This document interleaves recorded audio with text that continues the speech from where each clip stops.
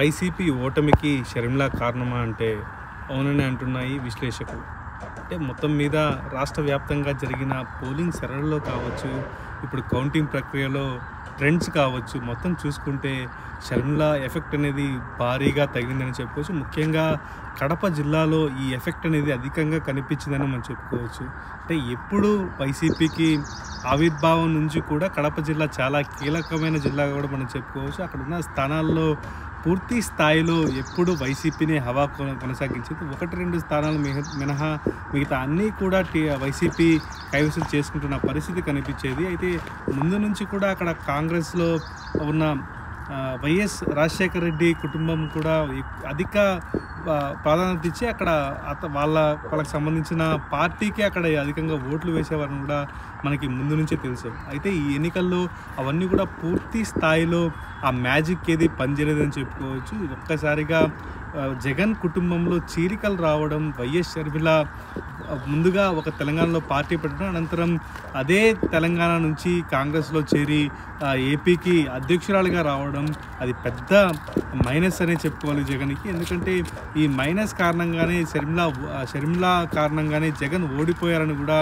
ఇప్పుడు తీవ్ర స్థాయిలో విశ్లేషకులు చెప్తున్న పరిస్థితి అయితే మనకు కనిపిస్తుంది. అది ఎలాగైతే పవన్ కళ్యాణ్ని ఒక గేమ్ చేంజర్గా చెప్తున్నారో, షర్మిల కూడా అదే స్థాయిలో గేమ్ చేంజర్ అనేది మనం చెప్పుకోవాలి. ఎందుకంటే కడప కంచుకోటని ఒక్కసారిగా చీల్చి చెండాలలాగా షర్మిల సహాయపడ్డారని చెప్పుకోవాలి. ఎందుకంటే ఇది వరకు ఎక్కడా లేని విధంగా అక్కడ 5 నుంచి 7 స్థానాలు టీడీపీ కూటమి అంటే ఎన్డీఏ కూటమి కైవసం చేసుకునే విధంగా కూడా అక్కడ పావులు కదిపిన పరిస్థితి అయితే మనకి స్పష్టంగా కనిపిస్తూ వస్తుంది. బీజేపీ గెలిచిన దాఖలాలు లేవు. ఈసారి ఆది నారాయణ రెడ్డి కూడా అక్కడ గెలిచి తన విజయ బావుటాన్ని ఎగరవేయడం జరిగింది. అయితే ఈ నేపథ్యంలోనే షర్మిల ఒకంతో ముఖ్య కారణంగా మనం చెప్పుకోవచ్చు. ముఖ్యంగా షర్మిల కడప జిల్లా వ్యాప్తంగా కూడా అనేక ర్యాలీలు, అనేక సభలు పెట్టారు. ఈ సభల్లో అవినాష్ రెడ్డికి సంబంధించిన ఒక కీలక వ్యాఖ్యలు అయితే చేయడం జరిగింది.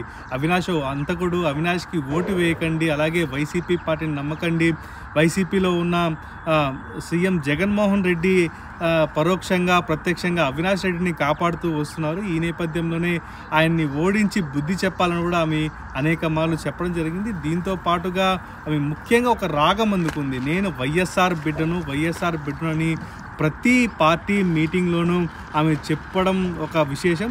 ఇది కూడా ఒకంత వైఎస్ జగన్మోహన్ రెడ్డికి మైనస్ అయిందనే చెప్పుకోవాలి. ఇక విజయమ్మ సైతం ఈసారి వైసీపీ పార్టీకి పని చేయకుండా కేవలం కాంగ్రెస్ తరపునే ఉన్నట్టుగా కూడా ఆమె ఒక వీడియో రిలీజ్ చేయడం కూడా ఇది పూర్తి స్థాయిలో షర్మిల ఒక గేమ్ చేంజర్గా, కడపలో ఒక గేమ్ చేంజర్గానే మనం చెప్పుకోవచ్చు. అది 2%, 3%, 5% అనే లెక్కలు పక్కన పెడితే ఆ 1% ఉన్నప్పటికీ కూడా వైసీపీ అక్కడ 5 నుంచి 6 స్థానాలు గెలిచే అవకాశం అయితే ఉంటుంది. కానీ పూర్తి స్థాయిలో షర్మిల చేసిన ప్రయత్నం మాత్రం ఫలించిందని చెప్పుకోవచ్చు. ఎందుకంటే అవినాష్ రెడ్డిని ఓడించడంలో షర్మిల విఫలం చెందినప్పటికీ కడప జిల్లా వ్యాప్తంగా మాత్రం జగన్ను ఓడించడంలో సక్సెస్ అయిందనే మనం చెప్పుకోవాలి. ఎందుకంటే ఎన్నడూ లేని విధంగా ఈ ఓటమిని వైసీపీ పార్టీ చవిచూసిన పరిస్థితి మనకి కడప జిల్లాలో కనిపిస్తూ వస్తుంది. అంటే ముందు నుంచి కూడా 4 నుంచి 5 స్థానాలు టీడీపీ కైవసం చేసుకుంటుంది, లేదా 3 స్థానాలు కైవసం చేసుకుంటుందనే ఊహాగానాలు అధికంగా వినిపిస్తూ వచ్చాయి. కానీ ఈసారి మాత్రం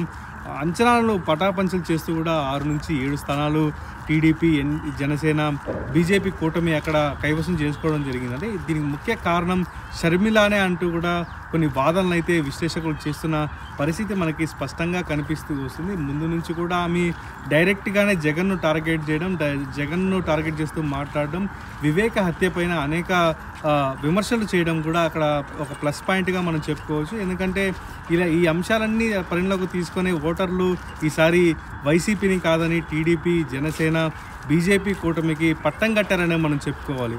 ఎందుకంటే రాష్ట్ర వ్యాప్తంగా చూసుకుంటే కనీసం ప్రతిపక్ష హోదాను కూడా కోల్పోయిన పరిస్థితి అయితే వైసీపీకి కనిపిస్తున్న పరిస్థితి. గత ఎన్నికల్లో టీడీపీ 24 స్థానాల్లో ప్రతిపక్ష హోదాను కాపాడుకుంటే ఈసారి వైసీపీ కేవలం 9 నుంచి 12 స్థానాల్లోపే వచ్చే పరిస్థితి అయితే మనకి స్పష్టంగా కనిపిస్తూ వస్తుంది. ఈ నేపథ్యంలోనే షర్మిల సైతం ఒక గేమ్ చేంజర్గా మారారు. గేమ్ చేంజర్గా ఉండడం వల్లే కడపలో కూడా ఘోర పరాభవం తప్పలేదు. కడప స్థానంలో కూడా టీడీపీ మహిళా అభ్యర్థి భారీ స్థాయిలో భారీ మెజారిటీలో గెలుపొందడం ఇక్కడ ఒక విశ్లేషణగా మనం చెప్పుకోవచ్చు. ఎందుకంటే కడప అంటేనే ముందుగా గుర్తొచ్చే ఫ్యామిలీ మాత్రం వైఎస్ ఫ్యామిలీనే. అయితే ఎక్కడైతే అవినాష్ రెడ్డి ఎంట్రీ ఉందో, అవినాష్ ఎంట్రీ నుంచి కూడా అక్కడ పూర్తిగా రాజకీయాలు మారిపోయాయి. వారంతా వారి చెప్పు చేతల్లో రాజకీయాలు పెట్టుకున్నారనే విమర్శలు చేయడం, ప్రతి ఇంటికి వెళ్ళి షర్మిల తమకు సహకరించాలి, అవినాష్ రెడ్డి అనే హంతకుణ్ణి ఖచ్చితంగా చట్టానికి అప్పగించాలి అన్న ఒక నినాదంతో ఆమె పూర్తి స్థాయిలో వెళ్ళడం జరిగింది. అయితే సపోర్ట్ చేస్తున్న జగన్మోహన్ రెడ్డి, భారతిరెడ్డిని కూడా పక్కన పెట్టాలని కూడా ఆమె సభల్లో చెప్పడం జరిగింది. అయితే సభలకు వచ్చిన జనాలు ఆలోచించారా లేదా కడప ప్రజలు పూర్తి స్థాయిలో దీనిపైన దృష్టి పెట్టారో ఏమో తెలియదు, కానీ షర్మిల మాటలకు మాత్రం ఓట్ల రూపంలో వారు తగిన మూల్యం చెల్లించారని చెప్పుకోవాలి. ఎందుకంటే పూర్తి స్థాయిలో కడప వ్యాప్తంగా కూడా షర్మిల ఒక మేనియా సృష్టించారు.